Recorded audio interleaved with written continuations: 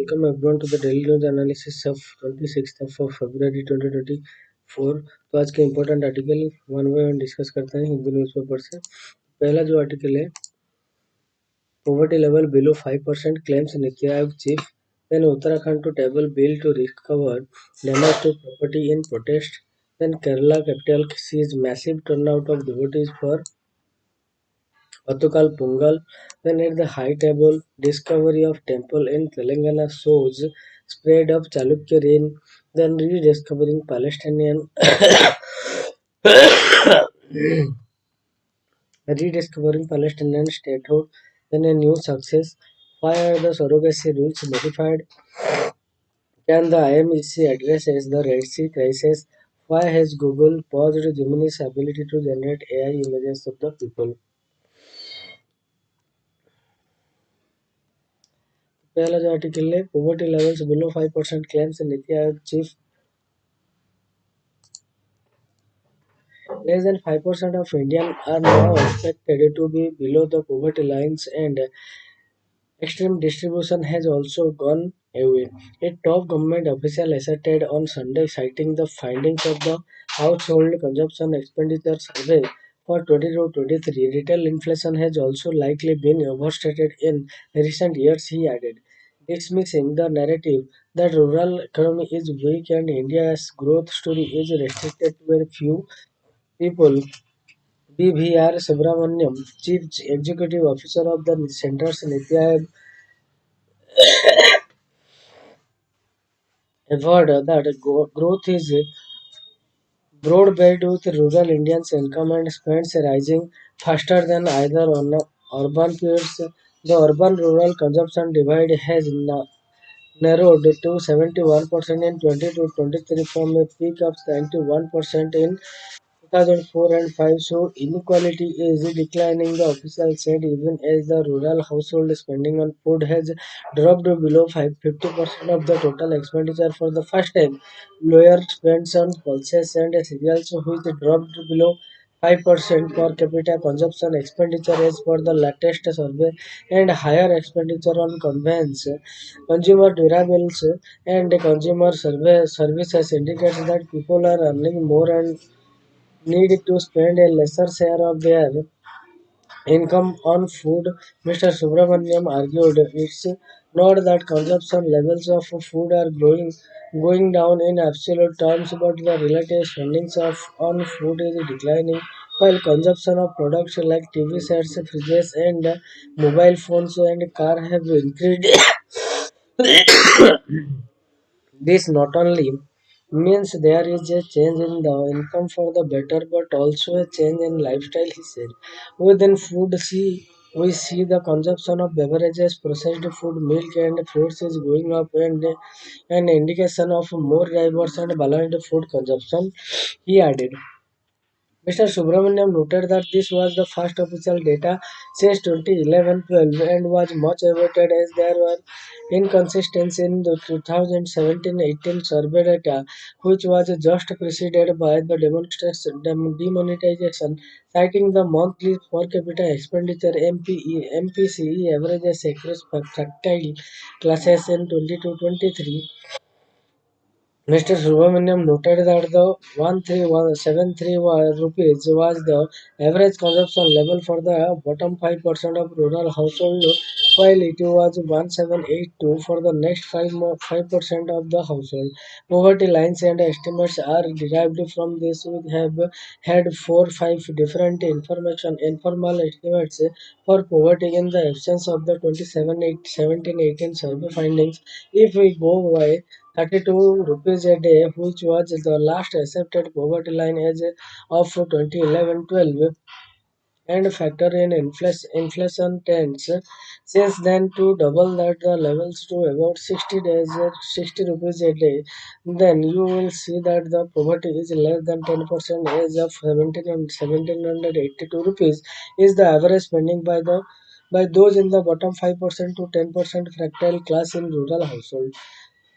He said, I am convinced that poverty in India is certainly in the low single digits and below 5% is what this data shows. If you add the imputed value of food restaurant subsidies received by household under schemes like PM Garib Kalyan Anna Yojana or subsidized gas cylinder, Mr. Subramaniam underlined moreover benefits like health care under the Ayushman Bharat scheme and free education had not been factored into the consumption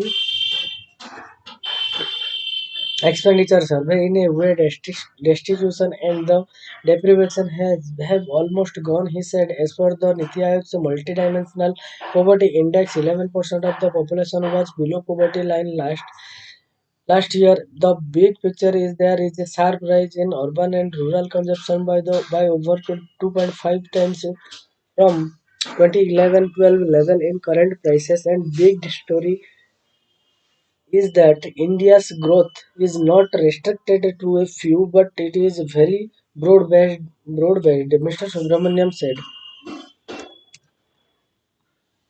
Uttarakhand to table bill to recover damage to poverty in protest. The Pushkar Singh Dhami government is set to introduce the Uttarakhand Public and Private Property Damage Recovery Bill during the budget session of the Assembly, that being on Monday. The bill provides for the recovery of cost of damage to public and private property during protests and strikes from those involved. Similar laws from have been enacted in Uttar Pradesh and Haryana. A senior official involved in the drafting of the bill said a tribunal headed by a retired judge would investigate the charge against the accused. It would handle assessment and order order order for the damage recovery after detailed discussion with the affected parties. Those guilty of causing riots and other disturbances will be liable to pay dispensation under this bill, the official said. Haldwani unrest. The bill is likely to be discussed by the Business Address Advisory Committee over the next 2 days, 3 days. Later, it will be tabled in Assembly. Source in the government said after the bill is passed, it will be forwarded for the governor's consent. The decision to have a bill to recover damage to public property came after the violence in Haldwani in Uttarakhand earlier this month, which left at least 5 persons dead and over 100 injured. Violence ensued after the district administration and civic body, as part of the anti-encroachment drive, demolished a mosque and a madrasa built on Najol government land. Uttarakhand to bring in damage recovery bill. According to the police, several government and private vehicles were burnt by the rioting mob, which also set a police station on fire. The civic body in Haldwani has served a damage recovery notice of 2.44 crore rupees to the accused Abdul Malik. The property of accused and his IDs were later attached by the police after the incident. Mr. Dhami had announced the construction of a police station on the Najol land freed during the anti-encroachment drive. He also said that the state government would recover the amount towards damages caused during the violence from the individuals who were part of the mob. Kerala capital sees massive turnout of devotees for Othukal Pongal. Smoke billowed from tens of thousands of cooking pots lining streets and public spaces here on Sunday as women celebrated the Othukal Pongal festival by making the ritual offering to the presiding deity of the Othukal Bhagavathi temple, often dubbed Women's Sabarimala. The event saw a huge turnout this year. It's a wonderful experience, said Simple Krishnan, a teacher from Gurgaon, Haryana. The women began cooking the rituals offering after the Pandara Adopu. The main health at the temple was lit in the morning. Traditionally, the offering a sweet pudding made from rice, jaggery, grated coconut, ghee, banana is prepared in earthen pots. The presiding deity, Atukal Bhagavati, It is said to be divine incarnations of Kanaki, the protagonist of the temple epic Silpadhikaran. Silpadhikaran, the lore is that after destroying Madurai to avenge the injustice done to her husband Kovalan Kanaki reached Kerala and took rest at Utkal while on her way to Kundalgalur and discovery of temple in Tenagala shows spread of Chalukya reign.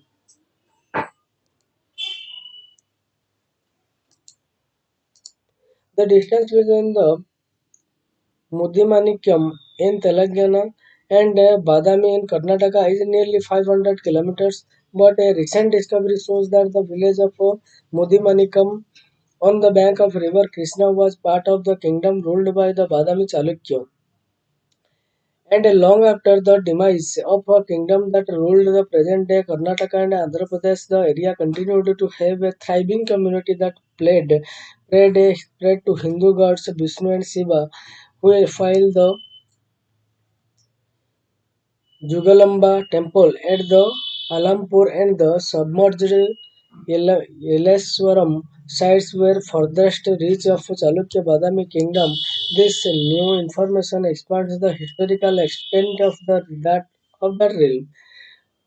We discovered the two temples on the river bank and five within the villages. We also discovered an ins- inscription that is dated to the ruler Badami Chalukya who ruled below between 543 AD and 750 AD. It says M. A. Srinivasan, an archaeologist working on the Krishna River basin with S. Ashok Kumar of the Public Research Institute of History, Archaeology and Heritage. The temples so Deccan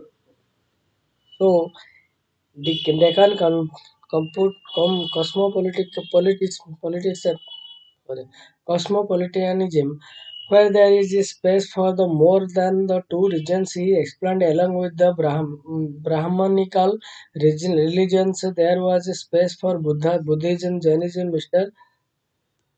Srinivasan said. At the high table.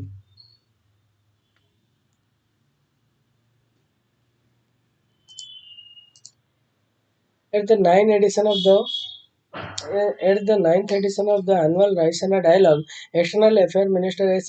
Jaishankar called India a bridging power, a country seeking common ground through a multi-factor policy and playing a role of a Vishwamitra or friend of the world. Such lofty ambitions are why the conference launched by the Ministry of External Affairs aims to engage global leaders on the big issues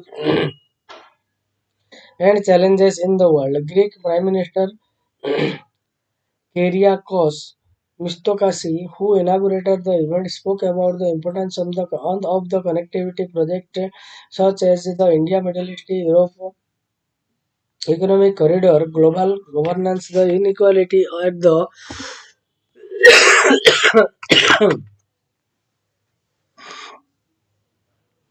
top of the United Nations Security Council and the need for the reform were discussed. India's rightful place at the high table of the global decision making, or as Mr. Jaishankar put it, to be a player rather than a playing field, was referred to repeatedly as was India's success in hosting the G20 last year due to the G20 foreign minister meeting in Brazil. There was no senior ministerial presence from the P5 or the major G7 or BRICS 10 countries.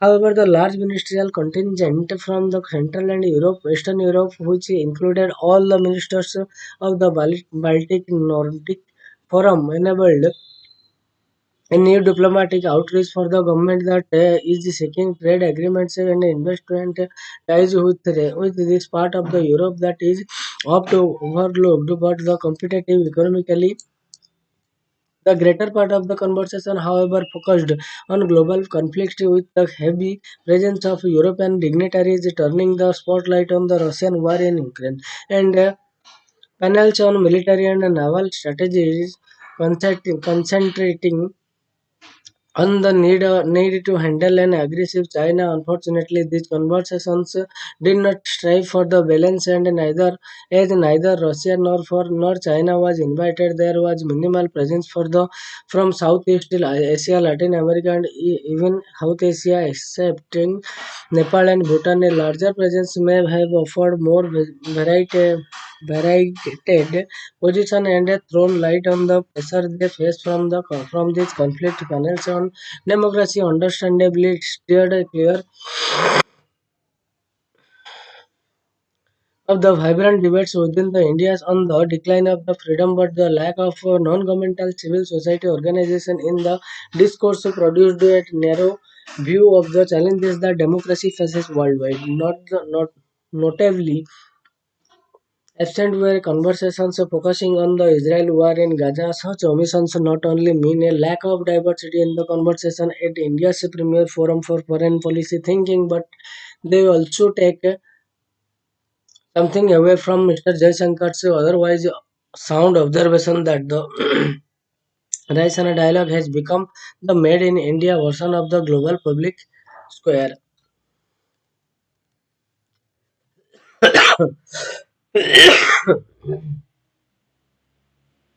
Then rediscovering Palestinian statehood.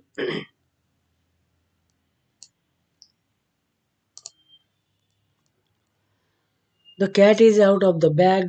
Well, it has been out of the bag at all time, but no one noticed it till now. The Prime Minister of Israel, Benjamin Netanyahu, has not only declared publicly that for years he has been working against a two-state solution to the Israel-Palestine conflict, but he has also gone on to say that the Israel needs control over the entire area west of the Jordan. Does this sound familiar? Yes, that was the line which the world condemned Hamas for chanting from the Jordan River to the sea. Those chanting it have been dubbed anti-Semitic, anti-Semitic, and have been met with an iron fist. But now such a plan for total Israel control is reported to have been represented by the Netanyahu to his cabinet. It is kosher now. There was soon another bombshell. This time from for Israel. The British Foreign Secretary David Cameron said that the United Kingdom was willing to recognize a Palestinian state before a deal with Israel, since the outcome of the talks to arrive at a two-state solution could take years. This has set the cat among the pigeon, not some cat but a different one. France has also joined the UK in this. Will the United States be far behind then on arrived? Mr. Netanyahu spoke to US President Joseph Biden. He later said that Israel rejects international dictates and that it will continue to oppose the unilateral recognition of Palestinian state as it would be a huge reward to unprecedented terrorism. What was left unsaid was that it would also jeopardize his prime ministership and his far-right ruling coalitions. The global response, the reaction of the world and to the Palestinian state have been one of the collective amnesia. States that have ignored the Palestinians for the last decade or more. The entire period when Mr. Netanyahu was the power in Israel and some Gulf and Arab states which went ahead normalizing relations with Israel through the Arab Abraham Accord without even a big big leap of an assurance of two-state solution have all of a sudden discovered the virtue of the two-state solution, one that has rapidly eroded before our eyes since the failure of the Barack Clinton of Arafat summit in July 2020. The US, which has pledged unconditional support to Israel's war in Gaza, recently rediscovered the two-state solutions, declaring that Israel's long-term and short-term security challenges in Gaza cannot be solved without the establishment of a Palestinian state. One of the rare admissions of how Israel can get the elusive security it is searching for. Mr. Biden even offered a demilitarized state of Palestine, which Mr. Netanyahu dismissed outright. But what one hand gives, the other hand takes away. While rediscovering the two-state solution, the US did a volte face and voted against the United Nations General Assembly resolution in November 2023 calling for stopping illegal Israeli settlement in the West Bank and East Jerusalem. A red hearing on the road to a two-state solution since illegal settlement and unrelenting shelter violence every day threatened to challenge ground reality in the West Bank in 2023.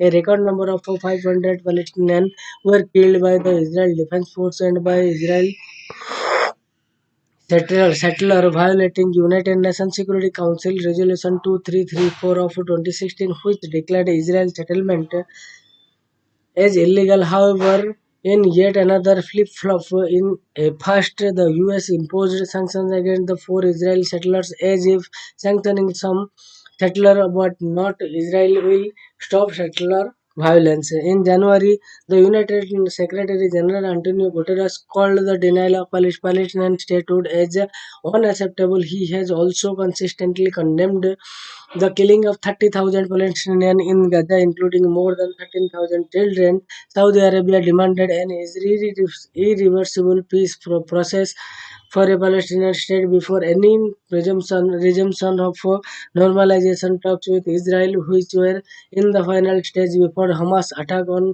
October 7. The hearings of the International Court of Justice on the question of the Palestinian state have also started faced with domestic pressure, in some cases electoral. The US and the European Union and Arab states are all struggling to control an uncontrollable situation, pinning their hopes on the Israel's good sense with the strong possibility of a regional flare-up in the horizon. But it is understood that the latest plan presented to the Israel cabinet has proposed through the winding of the United Nations Relief and works agency for Palestinian refugees in the Near East.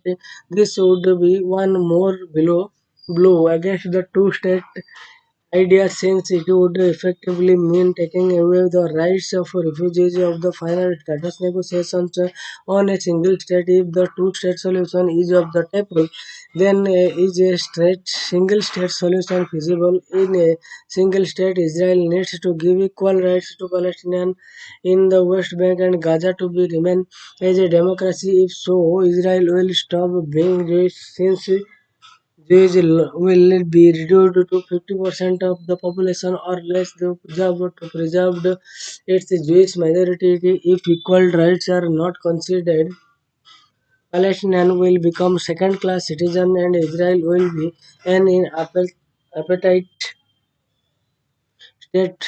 Since de facto occupations will continue and the status quo persist, consequently, the option is between the two-state solution or driving the Palestinians out of West Bank, Gaza, and East Jerusalem by the ethnic cleansing. Public pronouncement of the Israel leadership and government actions, especially the ground operations to over 1.4 million Palestinians in Rafah, all point to ethnic cleansing. In fact, the Israel ad hoc judge in the ICJ joined the majority ruling to call on Israel's senior officials and ministers to desist from an incitement to genocide. Over the last decade or more, Israel have increasingly been insulated from development in the occupied territories, thereby eroding support in Israel for a two-state solution. With the rise of the right wing in Israel, strong Israel grassroots people organizations such as the Peace Now, which supported the Oslo Accords, have lost nearly all the support among Israel and after the attack by Hamas. Whatever remains if this is disappearing, but the onus has always been on the Palestinian to keep proving the world that they support two-state solution, while Israel have never been questioned in 2017. Even Hamas revised their 1988 charter to recognize a two-state solution based on the 1967 border. Earlier, Hamas had signed agreement to that effect with the Fatah and other fractions. The Afghan model. What will the world do with Hamas the day after, especially since they will remain in Palestine one way or another?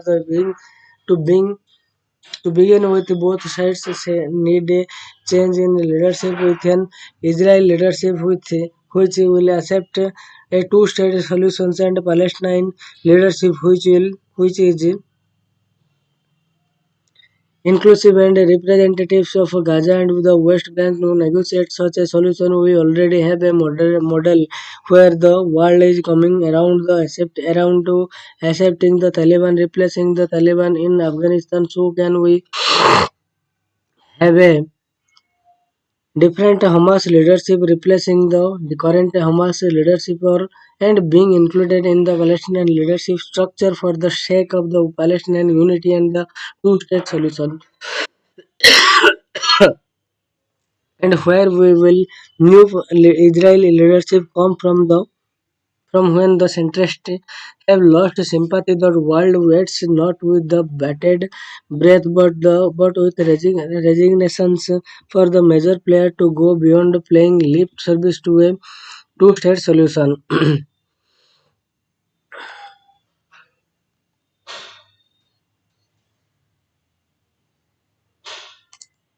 The next article, a new success. Moon landing are picking up pace for the second time in history, but now with the more countries and the novel definitions of the success in the mix. Chandrayaan 3's soft landing confirmed that the Indian Space Research Organization or understanding of the technologies and process involved the choices it made. An impressive space research and flight provider emerging from the colonial shadow are correct. Similarly, the failure of the Luna 25 mission would have taught Russia's Roscosmos something about what it got wrong, particularly as a space agency whose reputation is on the wane after the speculator high on February 2020, US-based Intuitive Machines became the first private company to soft land a robotic craft on the moon. The success of many space services providers in the US is rooted in crucial support from NASA in their formative years. This is true in the IM's case as well, but with the important distinctions. IM launched its Odyssey lander to the moon as the part of the NASA's commercial lunar payload services program through which the agency is funding instruments on board commercial missions to the moon, hoping their findings will ease NASA's eventual return to the natural satellite. IM Odysseus itself had a rock last leg of the journey. As its descent got underway, the lander's navigation instruments released, forcing I am engineered to quickly cover together a fix and transmit it to the craft, instructing it to switch to an experimental NASA instrument on board. After this hotfix, Odyssey appeared to have soft landed, but no confirmation was readily forthcoming due to a weak data link between the craft and antenna on the Earth. The next day, I am said Odysseus may have tipped over, but without consequences. The most of its payloads, including six from NASA and solar panels, IM's success testifies to the potential of the CLPS programs and could help extend it in future. NASA say in CLP's missions is limited to flagging interest landing sites and providing some payloads by the 2020. It had contracted 14 companies to bid on missions with its purse size of $2.6 billion. For the devotion of such critical responsibility to be possible in any country, in it needs as the US processes a healthy and delivers diversified private space services landscape. This is the value of IMC success within the context of the US space program. India recently approved up to 100% automatic foreign indirect investment in parts of its national space program, potentially paving the way for the unhealthy competition among India's startups to ease ISRO's burden in future. Space is an area that necessitates expand expansive collaboration among nations within them.